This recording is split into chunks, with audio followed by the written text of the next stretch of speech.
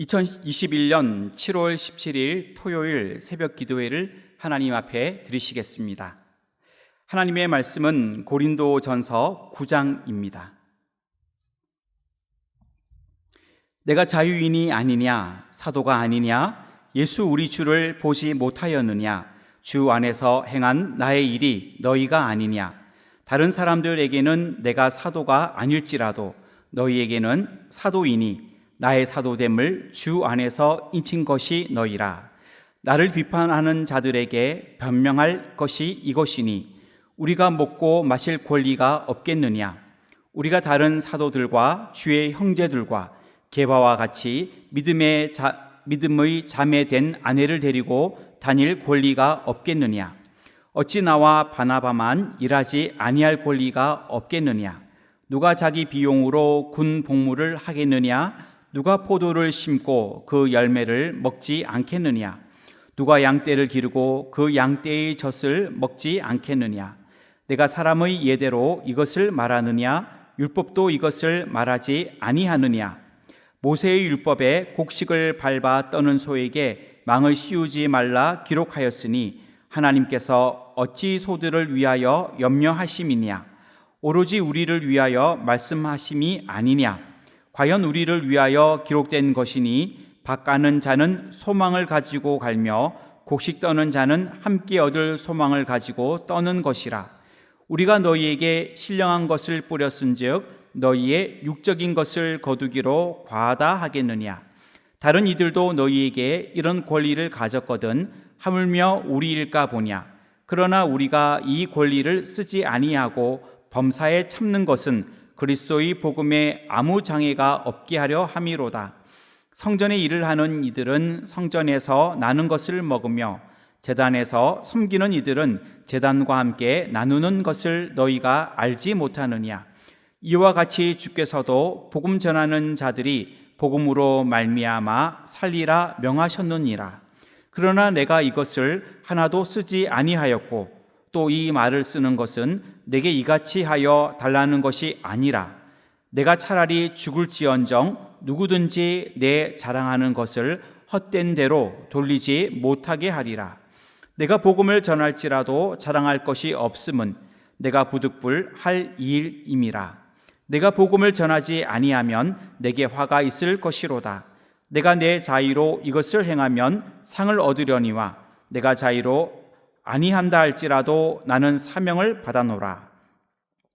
그런즉 내 상이 무엇이냐? 내가 복음을 전할 때에 값없이 전하고 복음으로 말미암아 내게 있는 권리를 다 쓰지 아니하는 이것이로다.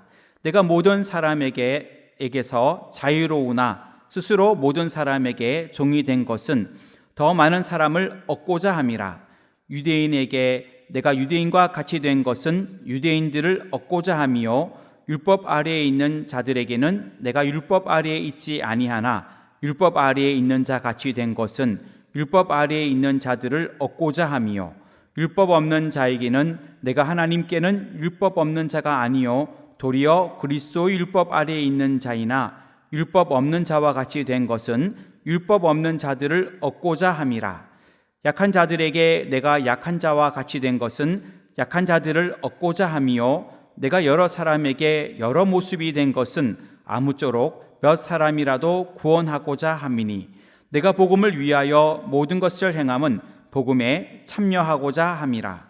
운동장에서 다름질하는 자들이 다 달릴지라도 오직 상을 받는 사람은 한 사람인 줄을 너희가 알지 못하느냐. 너희도 상을 받도록 이와 같이 다름질하라.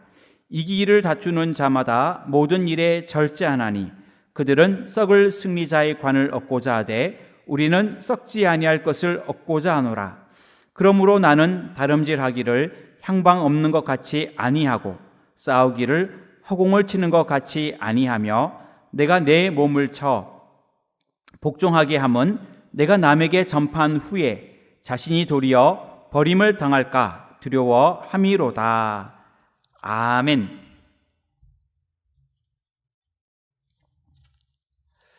오늘 본문에서는 바울이 복음을 전하는 자로 어떻게 살아가고 있는지를 설명하고 있습니다. 오늘 말씀을 통해서 복음을 전하는 자의 삶이라는 제목으로 기도의 제목을 삼으려고 합니다. 복음을 전하는 자의 삶, 첫째로 자기 희생의 삶입니다. 18절부터 23절까지의 말씀인데 19절 말씀을 읽겠습니다. 내가 모든 사람에게서 자유로우나 스스로 모든 사람에게 종이 된 것은 더 많은 사람을 얻고자 함이라. 아멘. 바울은 복음 안에서 자유를 소유했지만 스스로 희생함으로 종이 되어 성도들을 섬겼습니다. 바울은 정통 유대인 가문의 사람이었고 구별된 바리새파 사람이었습니다. 그는 당대의 최고의 학벌을 가졌고 유대 문화와 헬라 문화에 정통하였습니다. 또 그는 태어날 때부터 로마 시민권자로 큰 특권을 가지고 있었습니다. 그러나 그는 이러한 특권과 자유에도 불구하고 그는 스스로 종이 되어 많은 사람들을 섬겼습니다. 이렇게 한 이유는 더 많은 사람을 얻기 위함이었기 때문입니다. 자기의 권리를 포기하며 희생할 때 그는 많은 사람을 생명의 길로 인도할 수가 있었습니다. 예수님께서도 인간을 구원하기 위하여 하늘의 보좌를 버리고 낮고 낮은 인간의 모습으로 이 땅에 오셨습니다. 하나님의 아들이라고 하는 신분과 권리도 포기하셨고 자신을 희생하셨기 때문에 모든 인류에게 구원을 주시게 된 것입니다. 우리도 바울처럼 예수님처럼 복음을 위하여 자유하였지만 그 자유를 포기할 수 있기를 원합니다. 우리가 가지고 있는 권리, 특권까지도 내려놓을 수 있기를 원합니다. 바울처럼 자기 희생의 삶을 통하여 하나님의 구원 역사를 이루어가는 저와 여러분들이 다 되시기를 주님의 이름으로 축원합니다. 복음을 전하는 자의 삶, 둘째로 상을 받기 위하여 다름질하는 삶입니다. 24절 말씀을 읽겠습니다. 운동장에서 다름질하는 자들이 다 달릴지라도 오직 상을 받는 사람은 한 사람인 줄을 너희가 알지 못하느냐? 너희도 상을 받도록 이와 같이 다름질하라. 아멘. 우리는 주님을 섬기며 주님을 전하는 자입니다. 기도하는 일에, 예배 드리는 일에, 또 전도하는 일에, 주님을 증거하는 일에 최선을 다해야 할 줄 믿습니다. 사랑하는 것에도 최선을 다하여야 합니다. 우리는 하나님 나라를 향하여 신앙의 경주를 시작하였고 천국이라고 하는 그 목표 지점을 향하여 달려가고 있습니다. 힘든 순간이 와도 또 어려운 일이 생겨도 중간에 포기하지 말고 끝까지 참고 달려가야 합니다. 마태복음 24장 13절 말씀을 보면 마지막 때에 일어날 큰 환란이 일어나고 많은 사람들이 배반하게 될 터인데 그때 예수님은 이렇게 말씀하셨습니다. 그러나 끝까지 견디는 자는 구원을 얻으리라. 여러분, 신앙을 포기하지 말아야 합니다. 끝까지 달려가야 합니다. 끝까지 믿음을 지켜야 합니다. 끝까지 우리의 신앙을 고백하여야 합니다. 하늘의 면류관을 받을 때까지 우리의 믿음을 지켜야 합니다. 신앙생활을 할 때에 마귀가 방해할 때가 있습니다. 또 유혹과 시험이 닥쳐올 때도 있습니다. 시련과 고통이 다가올 때도 있습니다. 그때에도 내 자신을 이기면서 포기하지 말고 최선을 다하여 하늘의 면류관을 얻으시는 저와 여러분 모두가 되시기를 주님의 이름으로 축원합니다. 복음을 전하는 자의 삶, 셋째로 모든 일에 절제하는 삶입니다. 25절과 27절 말씀인데 25절 말씀을 읽겠습니다.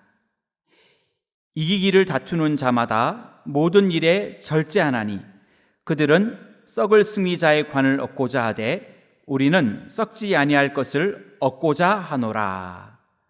아멘.